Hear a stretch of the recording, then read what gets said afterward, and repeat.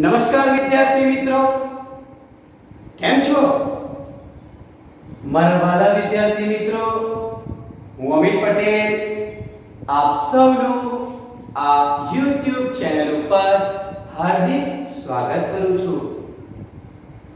વિદ્યાર્થી મિત્રો, આપણે ધોરણ 12 પ્રકરણ 2 સ્થિત વિદ્યુત સ્થિતિમાન અને કેપેસિટન્સ ની અંદર આપણે કેપેસિટરની વાત કરતા હતા અને એમાં આપણે આગળના વિડિયોની અંદર કેપેસિટર, તેનું કેપેસિટન્સ, ડાઇલેક્ટ્રિક સ્ટ્રેન્થની આપણે વાત કરી અને હવે જે આપણે ટોપિક જોવાના છે દીકરાઓ, એ એક્ઝામની દ્રષ્ટિએ ખૂબ જ અગત્યનું છે અને ખૂબ જ સરળતાથી તમને યાદ રહી જાય એ પ્રકારની થિયરી છે. સમાંતર પ્લેટ કેપેસિટર. જોઈ શકો છો અહીંયા બે પ્લેટ છે, એકબીજાને સમાંતર છે. આકૃતિ આડી પણ દોરી શકો, ઊભી પણ દોરી શકો, કોઈ વાંધો હોતો નથી. ચાલો, તો એ સમાંતર પ્લેટ કેપેસિટર માટે આપણે કેપેસિટન્સ નું શું શોધવાનું છે? મૂલ્ય શોધવાનું છે, એનું સૂત્ર મેળવવાનું છે. તો વિદ્યાર્થી મિત્રો, આકૃતિ તો મેં દોરી દીધી છે, છતાં પણ હું તમને પહેલા આકૃતિ સમજાવી દઉં છું અને ત્યાર પછી આપણે થિયરીની અંદર જઈએ. તો જરા જુઓ, અહીંયા જેવી પ્લેટ A છે, જેનું ક્ષેત્રફળ A છે, એવી જ પ્લેટ 2 લેવામાં આવે છે. બંને પ્લેટની લંબાઈ પણ સરખી, બંનેનું ક્ષેત્રફળ પણ સરખું જ લેવામાં આવે છે અને એની અંદર પ્લેટ 1 ઉપર આપણે ધન વિદ્યુતભાર પ્રસ્થાપિત કર્યો છે, એને અનુરૂપ એની પૃષ્ઠ ઘનતા સિગ્મા પ્લસ આવશે. બીજી પ્લેટ ઉપર આપણે ઋણ વિદ્યુતભાર મૂકેલો છે, એટલે એની પૃષ્ઠ ઘનતા માઈનસ સિગ્મા આવશે અને આ બે પ્લેટોને એકબીજાથી d અંતરે મૂકવામાં આવે છે અને આ બે પ્લેટ વચ્ચેનું અંતર, એ અંતરનો વર્ગ કરીએ ને તો પણ આ પ્લેટના ક્ષેત્રફળ કરતા એ અંતર ખૂબ જ નાનું હોય છે.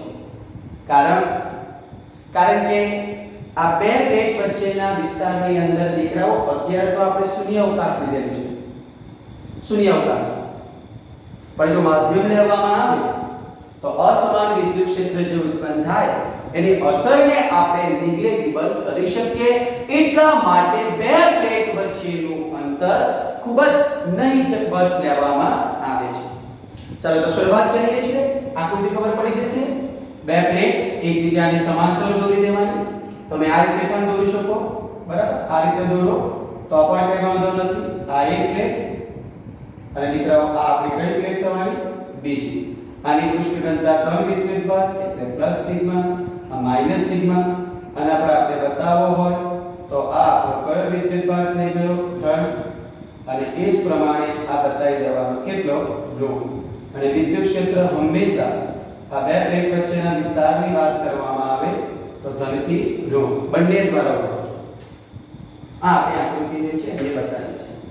ચાલો હવે શરૂઆત કરીએ છીએ, બરાબર? આ વિદ્યુત ક્ષેત્ર ધનથી ઋણ દિશામાં બે વચ્ચેનું અંતર d બતાવી દીધું છે, અત્યારે શૂન્ય અવકાશ છે. ચાલો તો જુઓ, અહીંયા જે મેં આકૃતિ લીધી છે એ આકૃતિની અંદર પ્લસ q, બરાબર છે? આ જે વિદ્યુતભાર છે એ પ્લસ q અને અહીંયા જે વિદ્યુતભાર છે માઈનસ q. વિદ્યુતભારિત બે સમાન ક્ષેત્રફળ a ધરાવતી બે પ્લેટો કે જેમને મેં એકબીજાથી d અંતરે ગોઠવી છે, બરાબર છે? આ બે એકબીજાથી કેટલા અંતરે ગોઠવેલી છે? d અંતરે.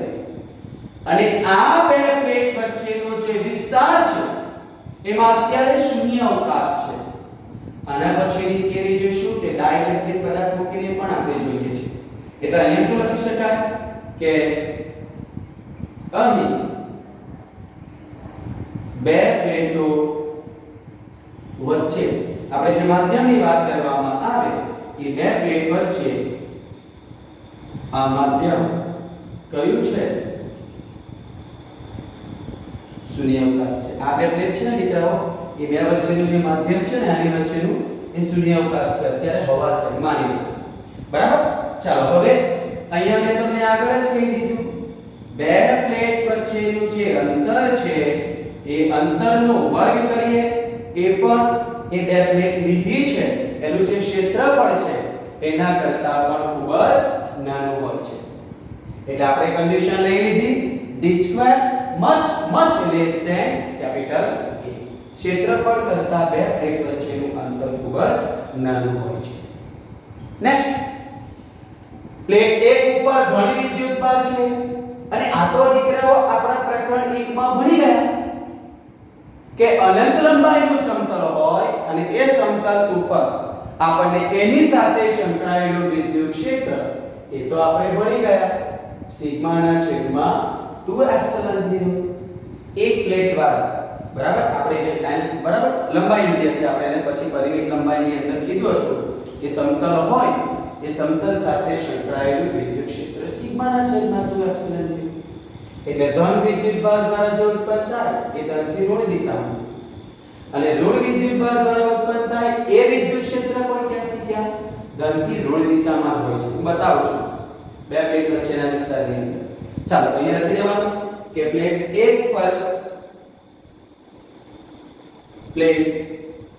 1 પર આ વિદ્યુતભારની પૃષ્ઠ ઘનતા સિગ્મા બરાબર q બાય a છે અને એ જ પ્રમાણે પ્લેટ 2 પર આ વિદ્યુતભારની પૃષ્ઠ ઘનતા એટલે જ પરંતુ આપણને કેટલી મળવાની માઈનસ સિગ્મા છે. એટલે સિગ્મા બરાબર માઈનસ q બાય a થાય એટલે અહીંયા આટલી જવાનું પણ અહીંયા આ રીતે લખી શકાય લખવું હોય તો સિગ્મા બરાબર શું થાય માઈનસ q બાય a और माइनस सिग्मा समझ पड़े q बाय a એટલે સિગ્મા અને એની આગળ ચિહ્ન છે માઈનસ એટલે માઈનસ સિગ્મા થઈ ગયું. એટલે અહીંયા પ્લેટ 1 પરની પૃષ્ઠ ઘનતા જેના પર ધન વિદ્યુતભાર છે એને અનુરૂપ આપણને ધન મળશે. પ્લેટ 2 કે જેના પર ઋણ વિદ્યુતભાર છે એટલે આપણને પૃષ્ઠ ઘનતા કેવી મળે છે ઋણ મળે છે.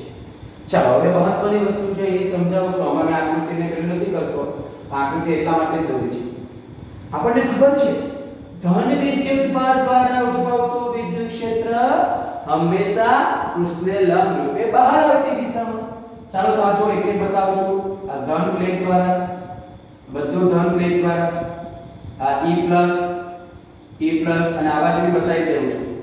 આ E+ આ બાજુ જાય ને આગળ તો વધે ને જેમ જેમ આગળ જાય તેમ તેમ ક્ષેત્ર નબળું બનતું છે. એ જ પ્રમાણે આપણે ઋણ વિદ્યુતભાર દ્વારા ઉદ્ભવતા વિદ્યુત ક્ષેત્રની વાત કરીએ તો એ પૃષ્ઠને લંબ રૂપે દીકરાઓ આ રીતે આપણે બતાવી શકીએ છીએ અંદર તરફ જતી દિશામાં. અને આ બાજુ બહાર પણ દોરી દેઉં છું. આ અંદર જતી દિશામાં ખબર પડે છે. એટલે આ જે વિદ્યુત ક્ષેત્ર છે E-, આ જે છે E- અને આ છે E-. તે સમજ પડે છે.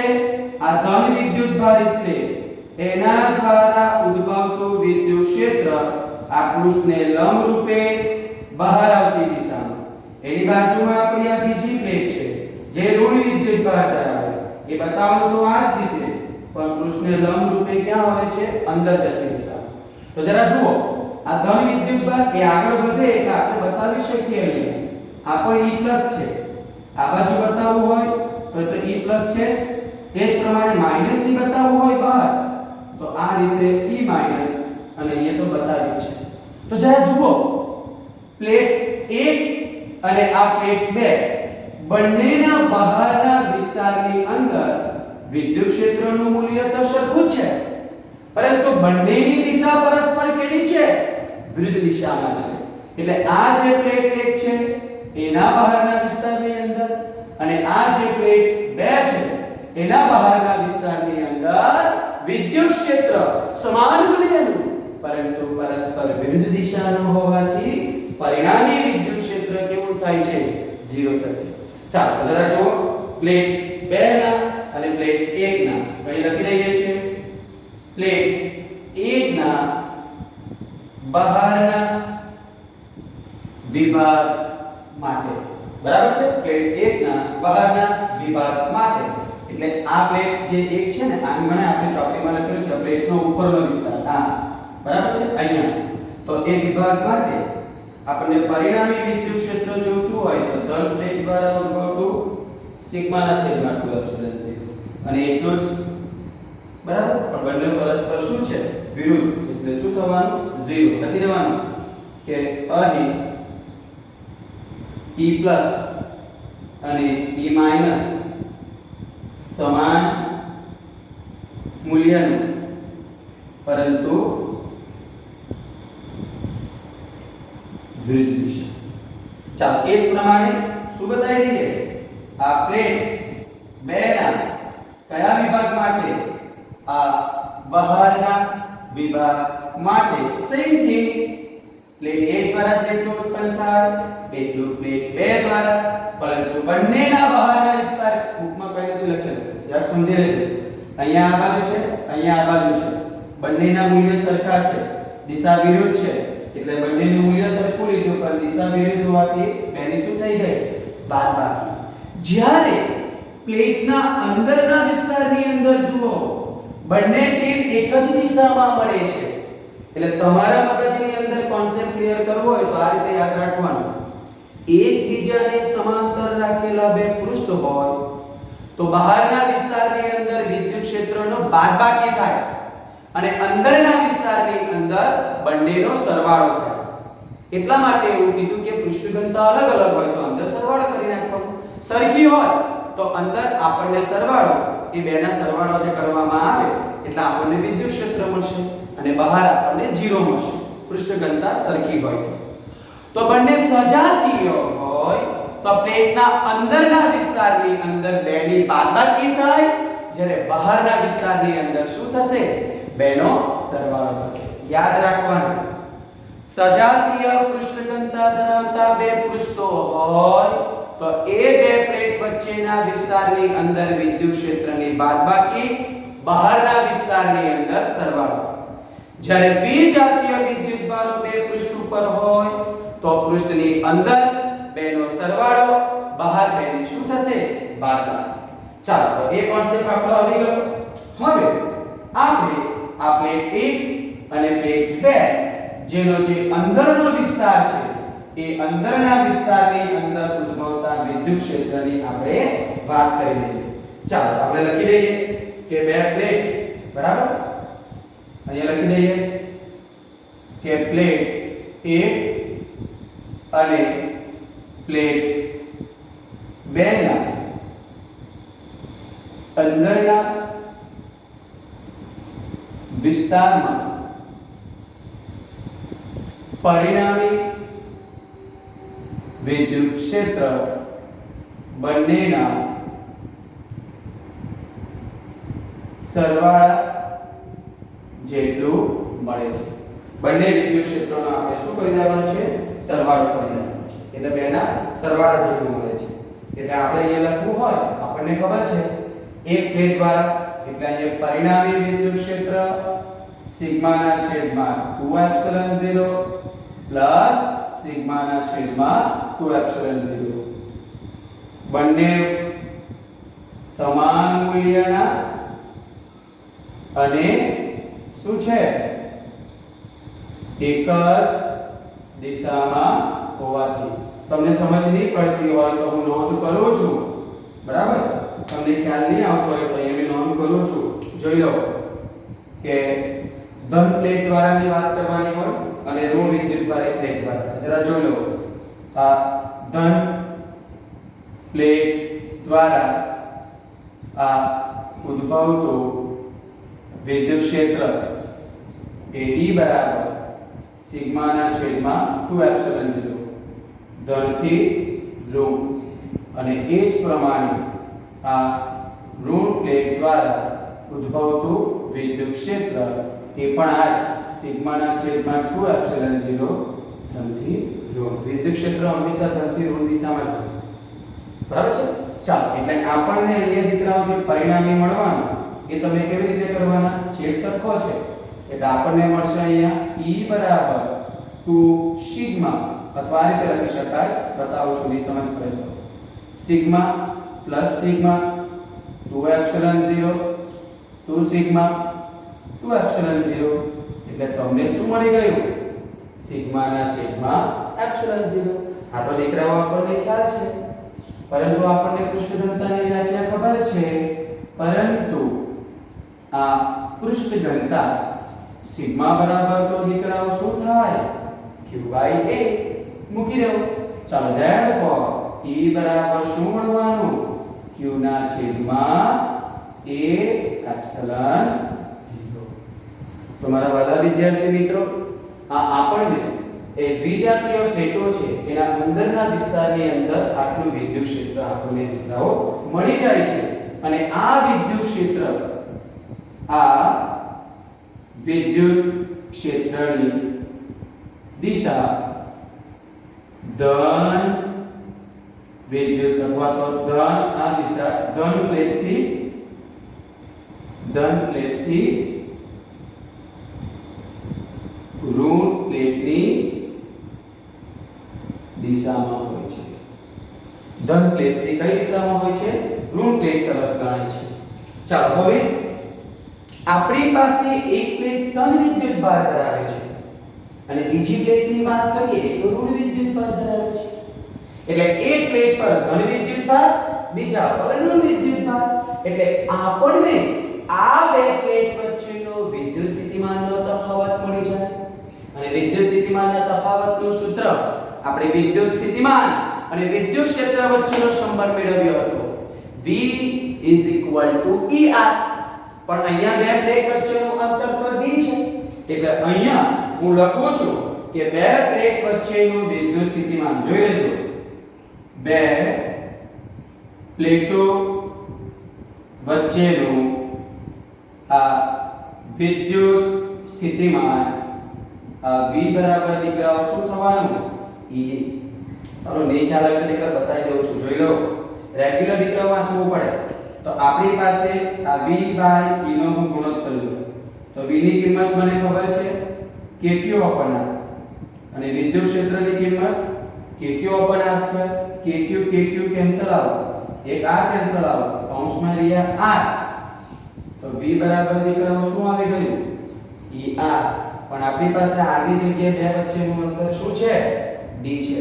એટલે આપણે આ ફોર્મ્યુલાનો યુઝ કર્યો છે, ડિરાઈવ કરાવ્યું છે સેકન્ડ ચેપ્ટર ની અંદર, શરૂઆતની અંદર. ઓકે, ચાલો તો આમાં v ની કિંમત બરાબર ed મળી ગયું. e ની કિંમત મૂકો.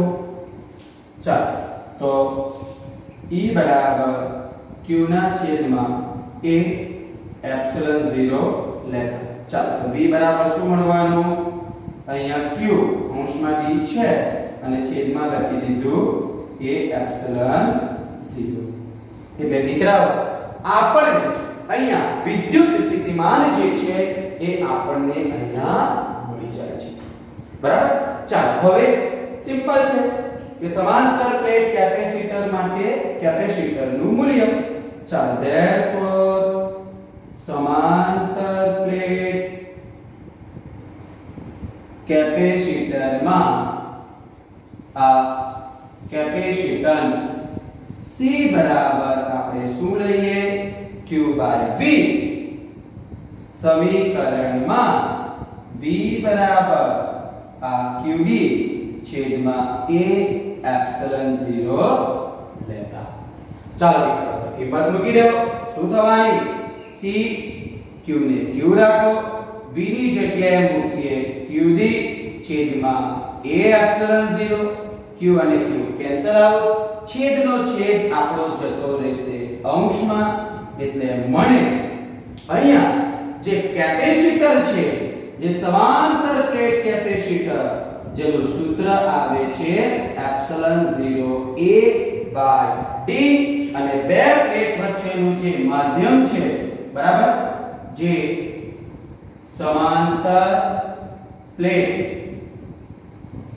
કેપેસિટરના કેપેસિટન્સનું સૂત્ર. બે પ્લેટ વચ્ચે માધ્યમ કયો? આ શૂન્યાવકાશ. શૂન્યાવકાશ સિવાયનું કોઈ માધ્યમ હોય તો એની કેલ્ક્યુલેશન અલગ રીતે થાય. એ આપણે આના પછીની થિયરીની અંદર જોઈશું. તો મારા વાલા વિદ્યાર્થી મિત્રો, શું કર્યું? એકદમ સરળતાથી આપણે આ થિયરીનો જે સંદર્ભ છે એ તમને સમજાવી દીધો. આગળનો કોન્સેપ્ટ તમને આવડતો હોય તો તમને કોઈ વાંધો તો વિદ્યાર્થી મિત્રો શાંતિથી દરેક સ્ટેપ સમજીને બરાબર આ થિયરી સમજીને પછી તમારી નોટબુક ની અંદર વ્યવસ્થિત આ રીતે લખવાનું છે અને કોઈ સ્ટેપમાં ન ખ્યાલ આવે તો મને તમે ડાયરેક્ટલી પૂછી શકો છો તો વિદ્યાર્થી મિત્રો આજના માટે આપણે આટલું જ રાખીએ છીએ બાકીનું દીકરાઓ આપણે નેક્સ્ટ વિડિયોની અંદર જોઈશું ઓકે થેન્ક યુ